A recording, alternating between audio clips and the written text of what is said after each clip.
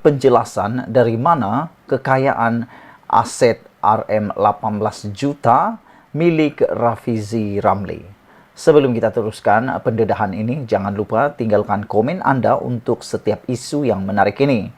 Tekan butang subscribe dan share video ini. Saudara-saudara, apabila Rafizi Ramli mengisytiharkan hartanya yang berjumlah 18 juta itu, ramai orang tiba-tiba meroyan. Ramai orang tiba-tiba macam kena sakit angau, macam kena santau, dan mulalah mencetuskan pelbagai persoalan.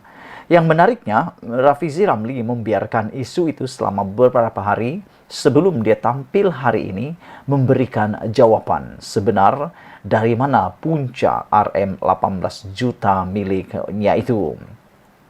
Rafizi mengatakan bahwa beliau baru sahaja mengisytiharkan hartanya. Kecoh budak-budak UMNO PAS dan Bersatu persoalkan macam mana aset bersih beliau bernilai Rm18 juta. Rm16 juta itu saham dan pelaburan Rafizi dalam startup atau syarikat pemula yang beliau tubuhkan, yaitu Invoke Solution Sendirian Berhad. Rafizi memang tunggu mereka buat bising kerana rakyat akan menyampah. Mereka bising pasal Rafizi isytihar harta, tetapi mereka tidak pula bising pimpinan mereka tidak ada perniagaan, tidak ada kelulusan, tidak pernah memimpin organisasi korporat, tetapi hidup macam raja. Wow, yang ini menjadi tanda tanya. Kalau Rafizi dah isytihar harta, orang yang bising, yang dok meroyan mempersoal keuangan kekayaan Rafizi itu, cuba tepuk dada tanya selera. Adakah mereka telah mengisytiharkan harta? Atau hanya sekadar bising tetapi tak berani pula isytihar harta? Atau suruh pemimpin-pemimpin atasan parti Anda isytihar harta pula? Apa kata Anda buat seperti itu? Menurut Rafizi, itu memang tujuannya, yaitu mendedahkan nilai harta 18 juta tersebut. Ini kerana yang pertama, tujuannya untuk menunjuk hiprokrasi mereka. Yang kedua, untuk Rafizi boleh galakkan anak-anak muda mula membina perniagaan yang bernilai tambah. Hati saya juga didorong untuk menjaga kebajikan 150 kaki tangan saya, kata Rafizi. Menurut Rafizi, mereka ini anak muda yang berkelulusan tinggi. 30% daripada mereka mendapat Street A semasa SPM dan banyak ijazah kelas pertama dari universiti terkenal di seluruh dunia, termasuk Cambridge, Oxford, Cornell, UCL, dan banyak lagi. Umur mereka antara 22 hingga 27 tahun. 70% Melayu dan 30% bukan Melayu menurut Rafizi Ramli.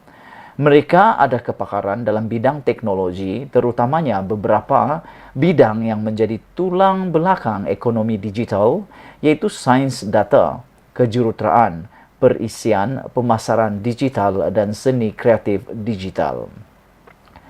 Semua simpanan Rafizi dari tabung haji dan ASB yang Rafizi kumpul semasa muda, Rafizi laburkan sebagai saham permulaan dalam Invoke sebanyak Rm2,5 juta secara beransur-ansur sejak 2016. Mana Rafizi kumpul Rm2,5 juta tunai masa muda. Ini yang menjadi persoalan kemarin dalam media sosial apabila mereka kata bagaimana Rafizi boleh mengumpul Rm2,5 juta dalam masa muda beliau. Ini dinyatakan dan aku pun baru tahu bahawa dari sinilah Rafizi dapat duit 2,5 juta yang memang terbukti boleh dia peroleh. Rafizi seorang profesional, lulusan kejuruteraan elektronik dan akuntan bertauliah, lulusan Institut Akaun Bertauliah England dan Wales, yaitu Institut Accountant bertauliah paling tua di dunia. Beliau memulakan kerjaya di London, gaji dalam pound.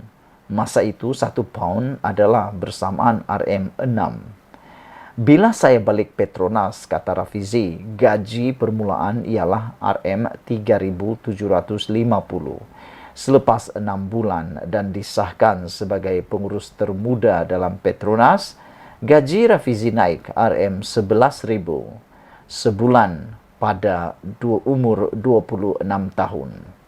Umur 27 tahun, Rafizi naik pangkat lagi, menjadi ketua bahagian perancangan petrokimia Petronas dan gaji beliau naik RM25.000 sebulan. Ketika itu, Petronas memendekkan tempo persaraan dari umur 60 tahun kepada 55 tahun. Jadi, Rafizi mendapat pampasan RM4.000 400.000 pada umur 27 tahun untuk 5 tahun perkhidmatan yang dipendekkan. Prestasi saya baik di Petronas, kata Rafizi. Setiap tahun selama 7 tahun beliau berkhidmat di Petronas, bonus beliau adalah di antara 10 hingga 12 bulan setahun. Jadi, pendapatan kasar saya setahun di akhir umur 20-an adalah sekitar RM500.000 setahun, kata Rafizi. Wang simpanan itulah yang beliau laburkan membuka syarikat Invoke. Ramai yang tidak faham tentang syarikat berasaskan teknologi atau yang dipanggil tech startup. Nilaian sebuah tech startup di awal penubuhan bukanlah bergantung kepada untung rugi, tetapi pertama, nilai teknologi yang dibangunkan dan prestasi berkembang di pasaran lain atau scalability-nya.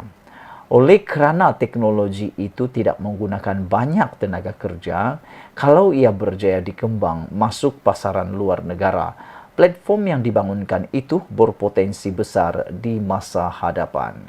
Kedua, kadar pertumbuhan perolehan atau revenue setiap tahun. Lebih cepat perolehan berkembang, lebih bernilai. Ketiga, kemampuan syarikat mempunyai tunai yang mencukupi dengan mengimbangi perolehan dan perbelanjaan, selalunya dipanggil cash sustainability. Ini kedudukan keuangan terkini Invoke. Purata pertumbuhan perolehan 2019 ke 2020 ialah 90% setiap tahun.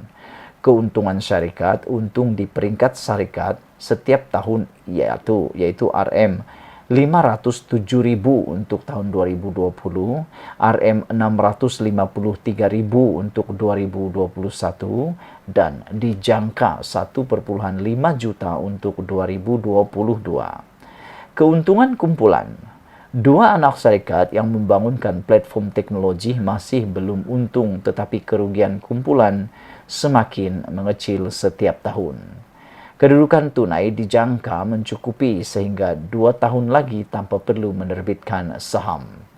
Ada beberapa cara nilaian syarikat dibuat. Cara paling mudah ialah berdasarkan nilai aset bersih.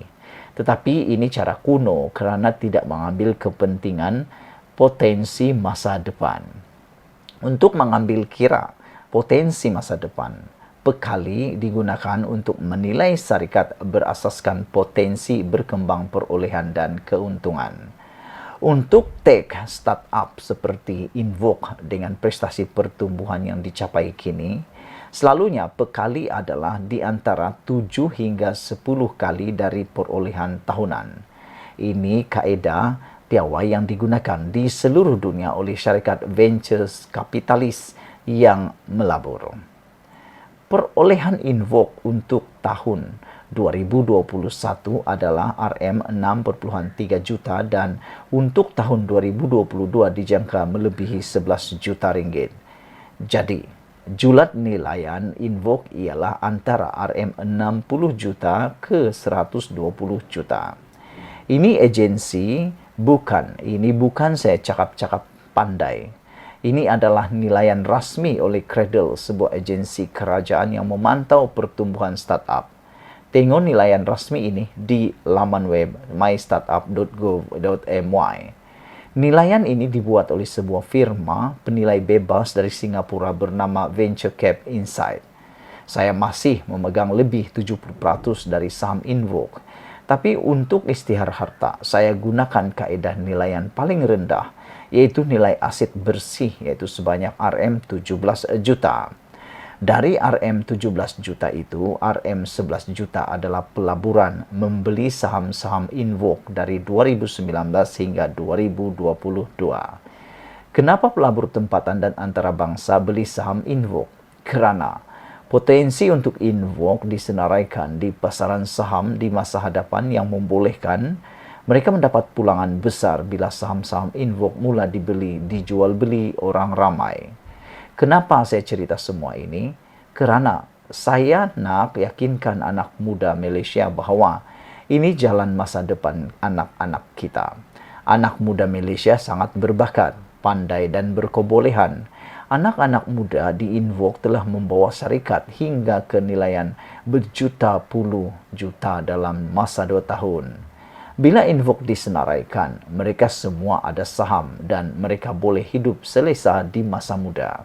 Syaratnya kena pandai, kena kreatif, kena usaha, kena berani dan kena jujur.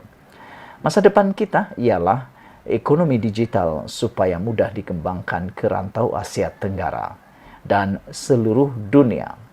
Visi saya ingin menaikkan ekonomi digital supaya lebih ramai usahawan tech Malaysia yang menghasilkan produk-produk digital terbaik di dunia.